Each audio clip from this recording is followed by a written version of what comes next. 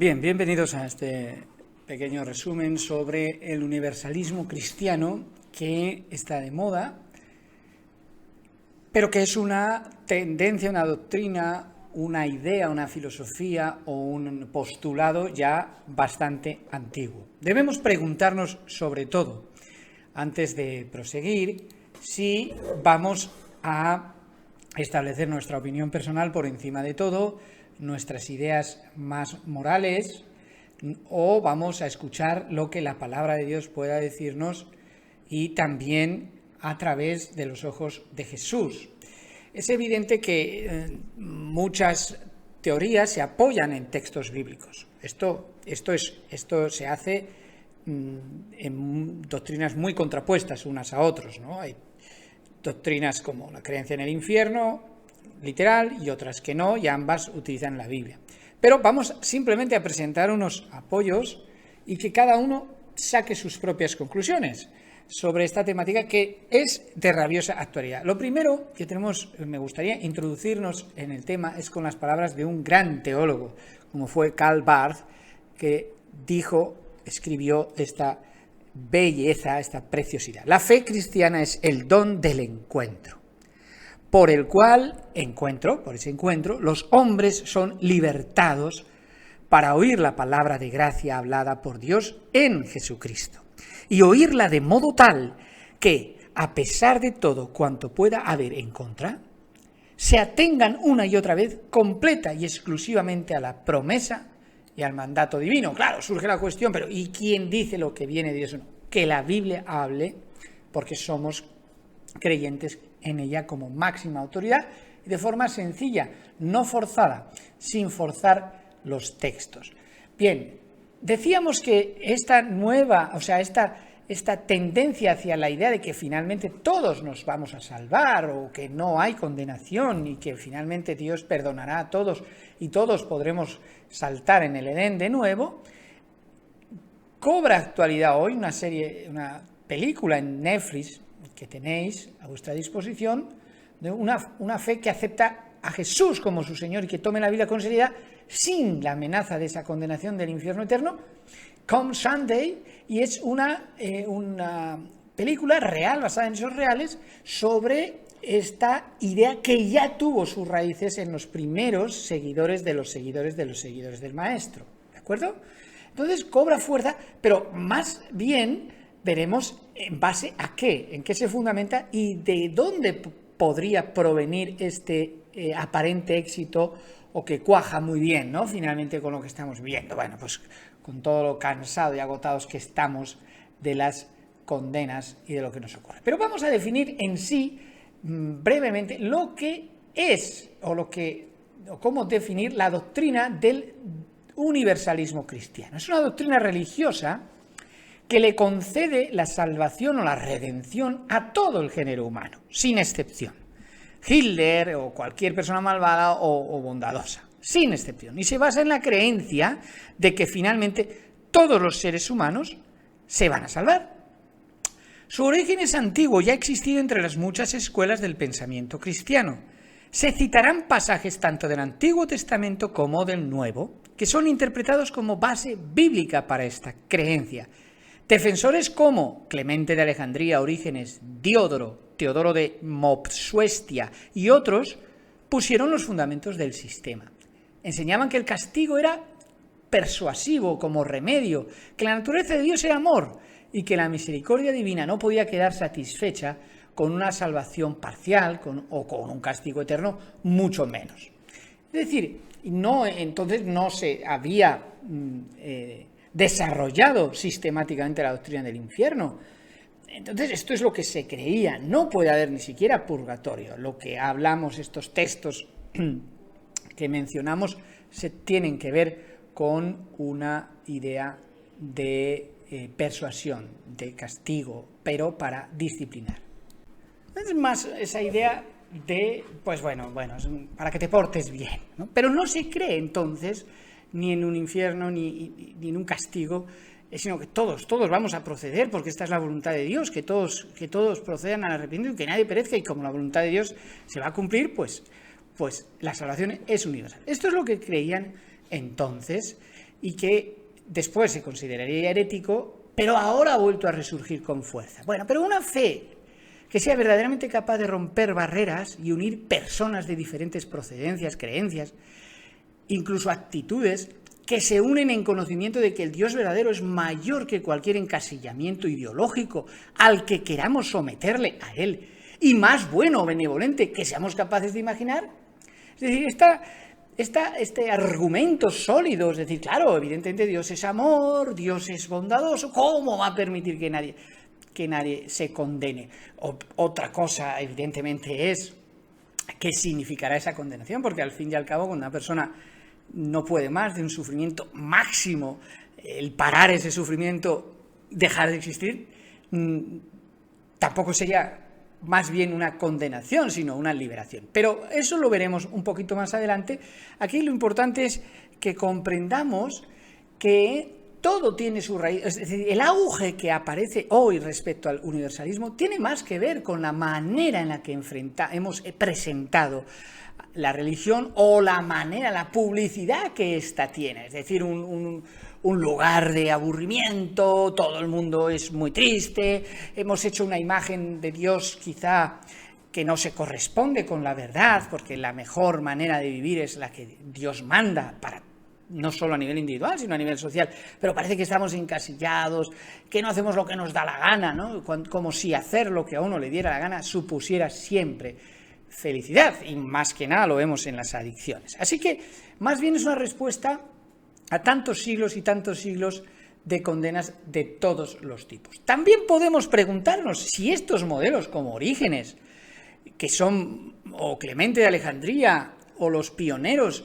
que no son bíblicos, sino seguidores como nosotros, impactados, cautivados por el Maestro, deberíamos preguntarnos si son válidos hoy, ya que entendemos que la revelación ha ido progresando, es progresiva en el tiempo y muchos de sus postulados se han caído. Por ejemplo, Orígenes aplicó literalmente uno de los textos y literalmente se operó, es decir, se quitó los testículos, literalmente, porque entendía que el eunuco tenía más acceso. Bueno, esto nos parece una barbaridad que no tiene fundamento bíblico. ¿Cómo entonces basarnos en estos modelos como Orígenes, que desarrolló un tratamiento sistemático de esa salvación que incluía la reconciliación final de Satanás, sus hordas de demonios junto con todos los hombres? El castigo del infierno era correctivo, según Orígenes, y no punitivo. ¿Es válido hoy un modelo como el de Orígenes? Por supuesto que hay muchos aspectos positivos de Orígenes, de Clemente, de Agustín, pero muchos postulados se han superado, ¿vale? Con Agustín se entra con la confusión entre carne y cuerpo, por ejemplo, esa idea pecaminosa del sexo, que no es bíblica. Pero obviamente, o con Lutero, por ejemplo, un gran reformador, no es capaz de entender que la epístola de Santiago es una epístola inspirada, ¿no? Él dice sola escritura, pero no dice toda escritura, porque Santiago dice no, porque él encuentra dificultades. Es decir, o su odio hacia los judíos, que tampoco es bíblico. Es decir, ¿son válidos estos modelos hoy? Es decir, porque ellos lo enseñaran, que son más próximos a la época que Jesús, tiene que ser verdad. No olvidemos que nosotros creemos en la revelación progresiva. Así que, por un lado, tenemos que entender que mucho de lo que está ocurriendo, o de lo que ocurre, y que es muy fácil caer en esta tentación, es la de la idea de ser un método deductivo, ¿de acuerdo? Es decir, una manera filosófica, antropológica de tratar la escritura. Es decir, no utilizo el método inductivo, sino que utilizo el método deductivo, deduzco, bien porque, bueno, ahora está de moda o ahora no se entiende que se pueda ver un Dios así, o que la condenación no está bien vista, porque a alguien le ha interesado también en enseñarlas de muy diversas formas, y entonces se emplean métodos deductivos, lo cual es un error, porque creemos que ante la Biblia, como Calvar dice, tenemos que ser un método inductivo, que sea ella la que nos enseñe, sea lo que sea, sorprenda a quien sorprenda. Así que el universalismo no reapareció en el escenario hasta la Reforma, y solamente en algunas sectas anabautistas, ¿de acuerdo? De donde provienen, por ejemplo, los adventistas. Y volvió entonces a ser declarado herético en todas las confesiones reformadas. Es decir, ya esta doctrina, no sé si llamarlo doctrina, o este pensamiento cae por su propio peso, incluso en estos momentos, que son momentos de reforma, que son momentos de refrigerio espiritual. Bueno, y es entonces en esa deducción de entonces y de ahora que ha vuelto a cobrar un auge especial. Con el liberalismo o lo ultraliberal, finalmente el apoyo de muchos pensadores de prestigio, siglo XIX y siglo XX sobre todo, y en estos últimos tiempos, de muchos grupos de cristianos que han ido argumentando que la Biblia mantiene una variedad de versículos que apoyarían una pluralidad de puntos de vista y que dentro de ellos, y vamos a ver algunos, perfectamente podría valer la idea de que todos salvos, todos, no hay condenación. ¿Por qué? Porque el sufrimiento y la crucifixión de Jesucristo, ¿no os parece poco?, dirán ellos, constituyen ese mecanismo que va a proporcionar la redención para toda la humanidad y la expiación del pecado y de los pecados de todos, quieras o no, todos. Y lo que pasa es que la idea es que lo aceptes, pero si no lo aceptarás después cuando lo veas, ¿vale? Es como un gran regalo que no lo quieren aceptar, pero luego cuando lo ven lo que era, sí, ahora sí. Bueno, pues esto es un poco la deducción a la que nos lleva este argumento, que obviamente tiene sus raíces evidentemente en qué, pues en entender el infierno eterno como algo maquiavélico, malvado. Es evidente que no se sustenta o no tiene mucho sentido un Dios de amor y alguien quemándose eternamente, que defienden algunas creencias cristianas, más todo lo que los religiosos hemos contribuido a hacer de la Iglesia y hacer con la Iglesia y hacer a pesar de la Iglesia, pues muchísimas condenas de muchísimos actos, de muchísimos comportamientos, y ser extremadamente conservadores y dogmáticos en muchos de nuestros postulados. Esto ha llegado a cansar a este mundo liberal, extraliberal, y ha deducido, no puede ser, este no es mi Dios. Vamos a ver los argumentos que ellos utilizan, algunos de los textos más fundamentales que ellos emplean. Por ejemplo, Romanos 5:18, así que, como por la transgresión de uno vino la condenación a todos, todos estamos condenados, queramos o no, ¿verdad? Esto es muy fácil de entender porque todos vivimos el pecado en nosotros. Bueno, pues de esa misma manera, por la justicia de uno, que es Jesús, vino a todos los hombres la justificación que produce vida. Es muy sencillo. Igual que todos morimos, pues todos viviremos. ¿Es un argumento? ¿Sí? Vamos al siguiente texto que ellos emplean. Así como en Adán todos mueren, también en Cristo todos serán vivificados. Pero cada uno en su debido orden. Cristo las primicias, luego los que son de Cristo en su venida. Es decir, pero al final, aunque no aceptes a Cristo, eres de Cristo, porque en Cristo todos tienen lugar. Segundo argumento. Tercer texto que ellos emplean, muy importante, 1 Timoteo 4, 9 y 10. Palabra fiel es esta y digna de ser recibida por todos. Esa letrita G significa que hay un aparato crítico ahí. Que por esto mismo trabajamos y sufrimos oprobios. H, un nuevo aparato crítico. Porque esperamos en el Dios viviente, que es el Salvador de todos los hombres. Y mayormente de los que creen. O sea, es decir, nos va a salvar a todos, lo dice claramente el texto, si lo cogemos fuera de contexto sobre todo, y si lo cogemos así.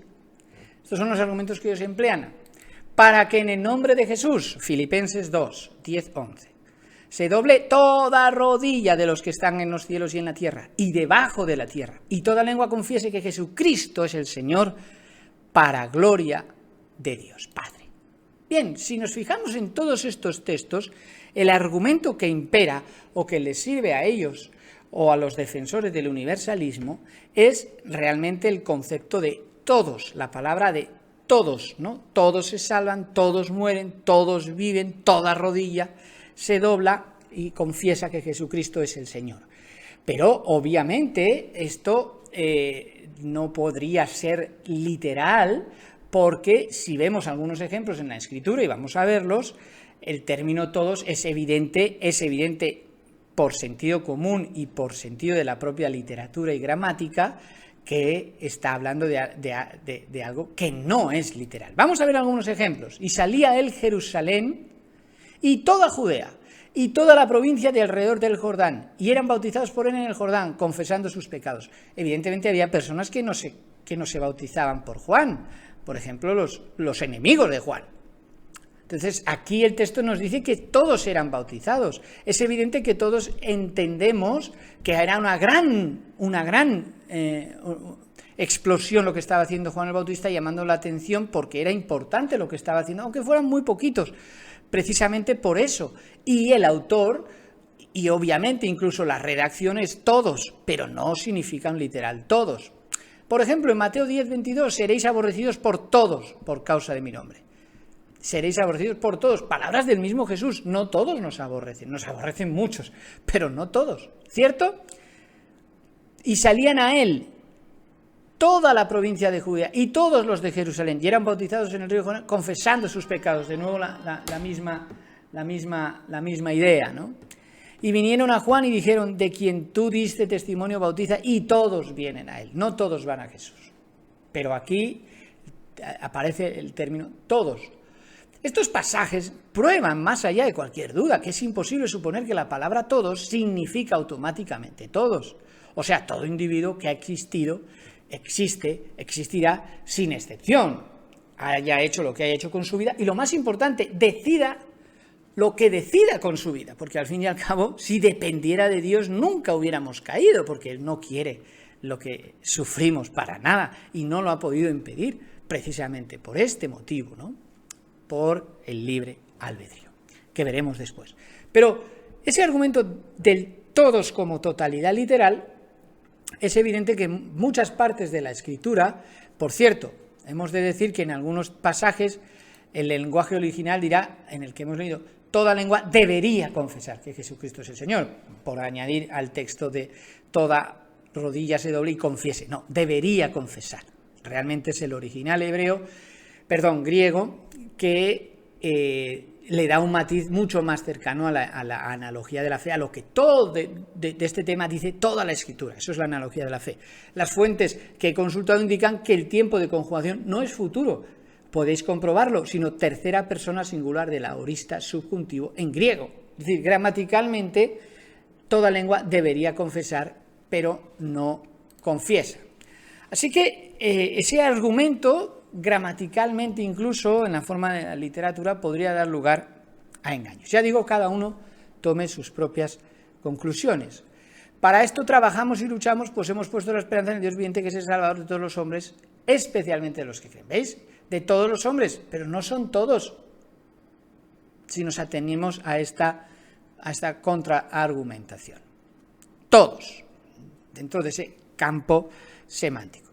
Muchas veces ha llovido mucho y decimos se ha inundado la ciudad, pero no se ha inundado la ciudad, se ha inundado mucho, muchas partes, o ha llovido muy fuerte, pero es una forma de hablar, es una forma de expresarnos. Por ejemplo, otro texto en referente a esto, en el libro de Zacarías, capítulo 12, versículo 10, dice: sobre la casa de David y los habitantes de Jerusalén derramaré un espíritu de gracia y de oración. Mirarán hacia mí, a quien traspasaron, y llorarán como se llora por el hijo unigénito, y se afligirán por él como quien se aflige por el primogénito.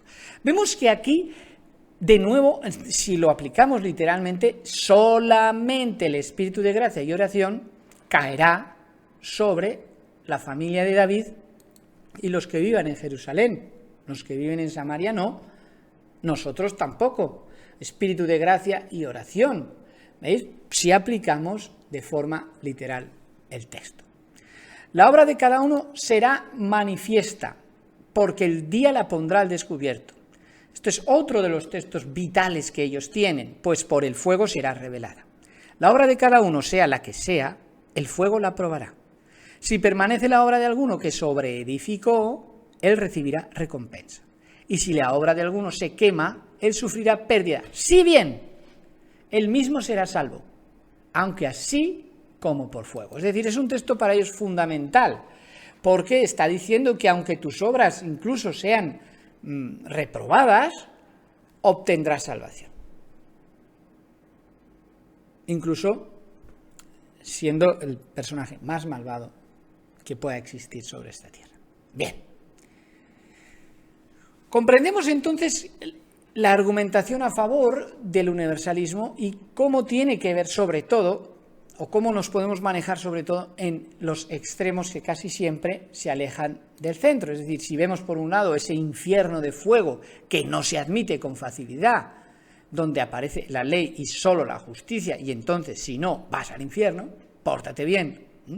Si no vas al infierno, yo digo, si te portas bien, Dios te ama, y si te portas mal, Dios te ama más.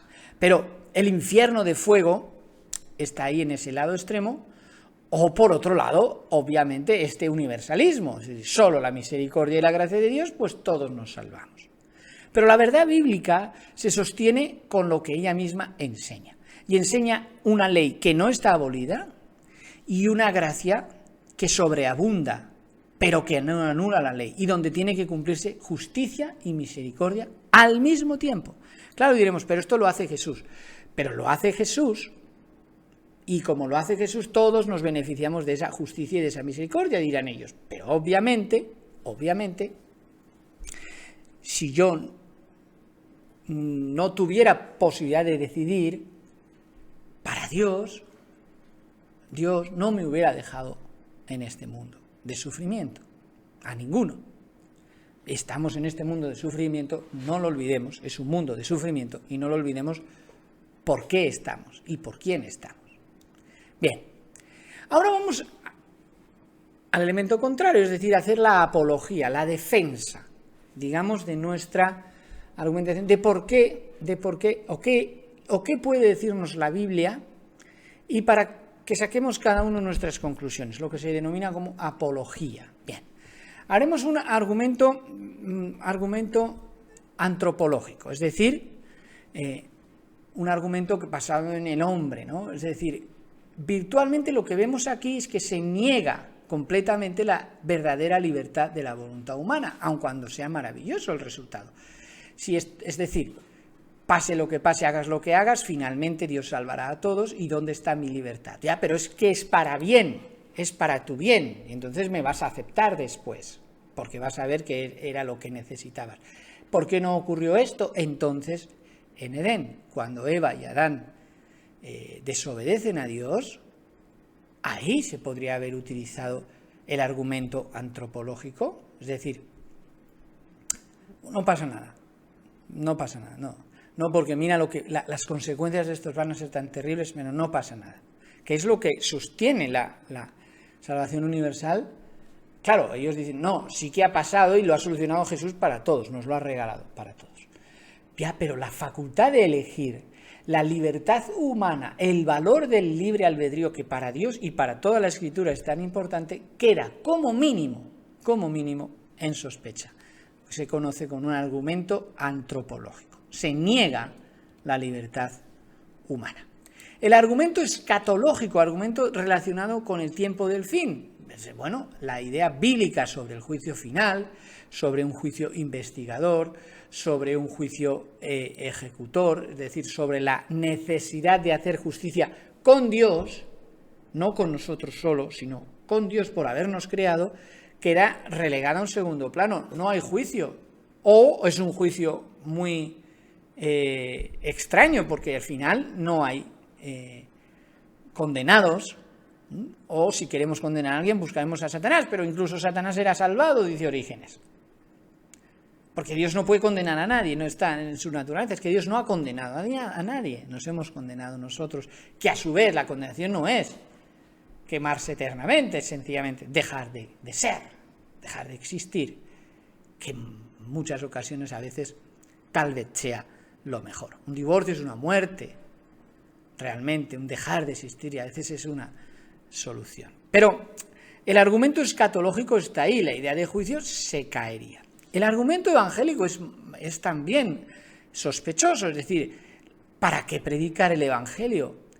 Y un poderoso móvil al servicio misionero que tanto ha hablado Jesús de él, no tendría sentido. Claro, ellos ¿qué dicen?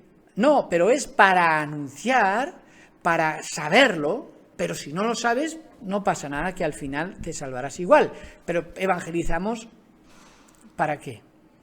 No sé, la razón evangélica se quedaría un poco coja, ¿no? Es decir, evangelizar, pero solamente por temas de información, sino una evangelización, ni un mensaje de 3 ángeles, ni salid de ella, pueblo mío, o esa confusión que existe, esa maldad del mundo, no puede quedar en esa evangelización llegada solamente al terreno de la información. Alguien tiene que pagar, y evidentemente dice, no, Jesús paga todo. ¿Vale? Por otro lado también tenemos el argumento jamartología, que es el argumento que minimiza la gravedad del pecado, es decir, toda esta disciplina teológica que estudia el concepto de pecado y de pecaminosidad y de maldad, que es muy importante en teología, pues queda reducido a un término muy sencillo, es decir, todos pecaron, pero en Jesús todos se salvan.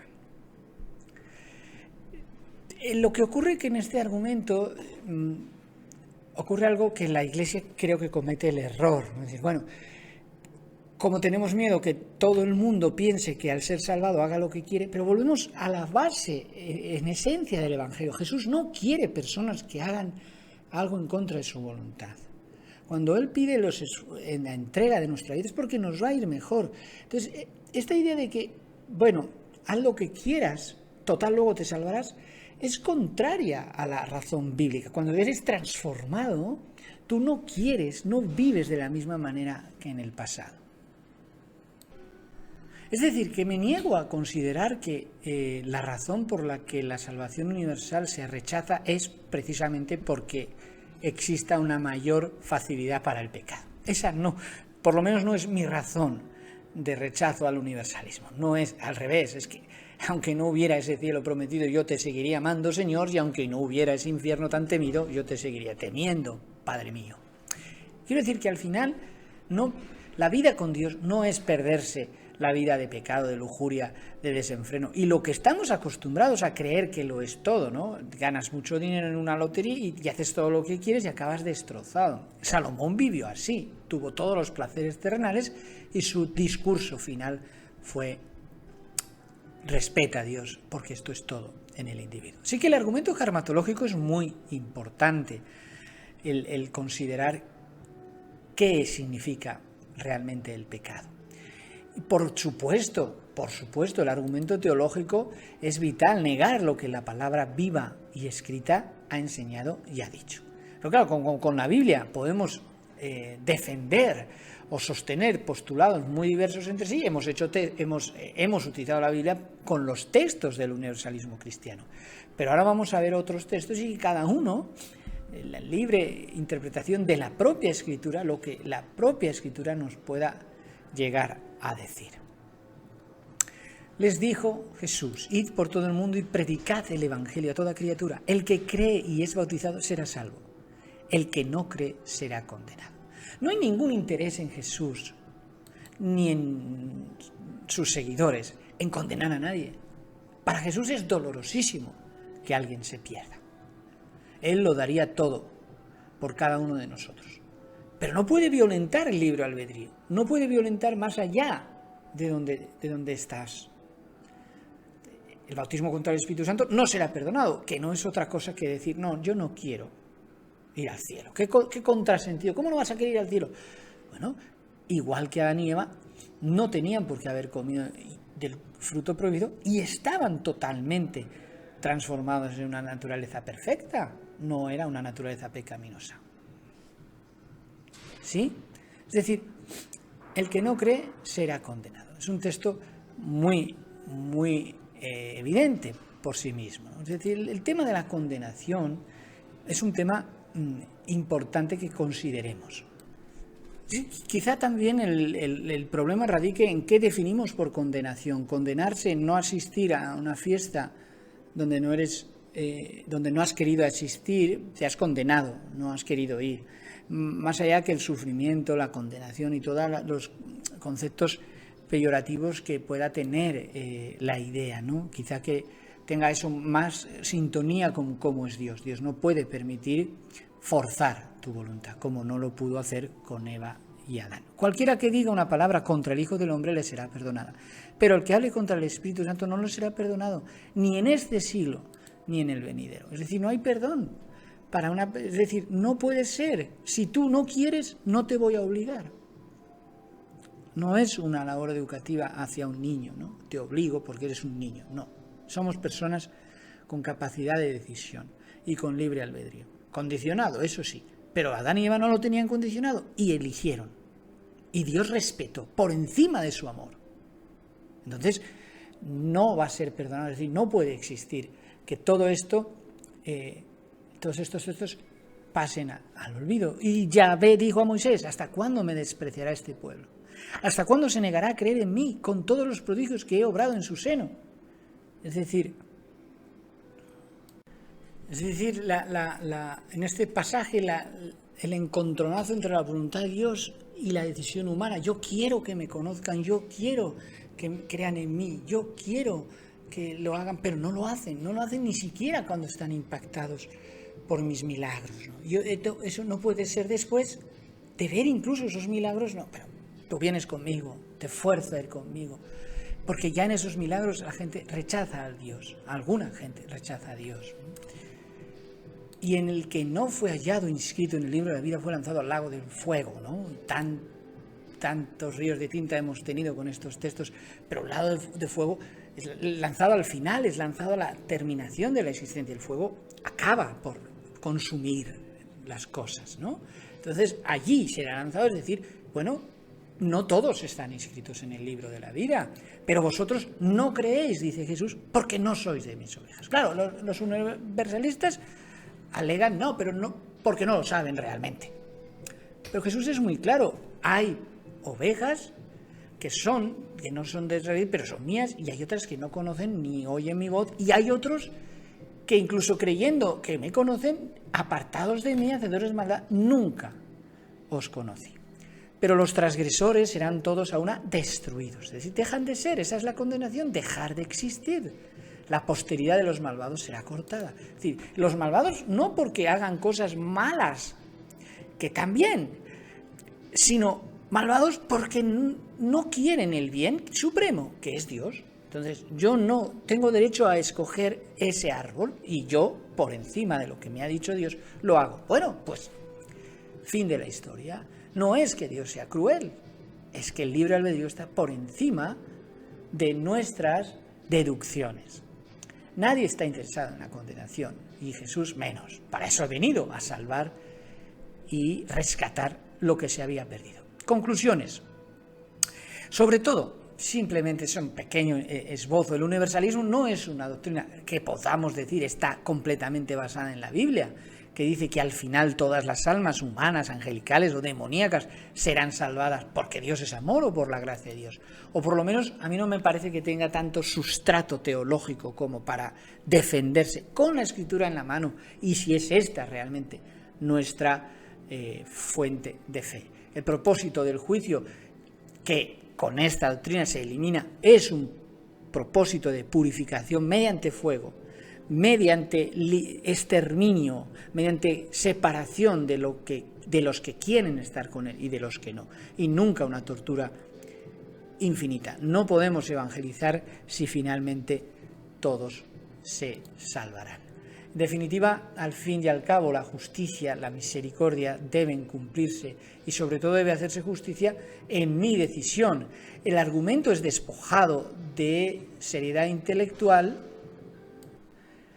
Es decir, que no parece un argumento intelectualmente muy sólido cuando vemos muchos pasajes de la ira de Dios, de la justicia de Dios, del enfado de Dios contra el pecado y contra los que, o contra aquellos que nos hicieron pecar, y contra la persona que rechaza su vida. Pero no es un enfado, o sea, hablamos de antropomorfismos de Dios, formas humanas de ver a Dios que evidentemente no comprendemos su enorme misericordia, pero también su enorme justicia.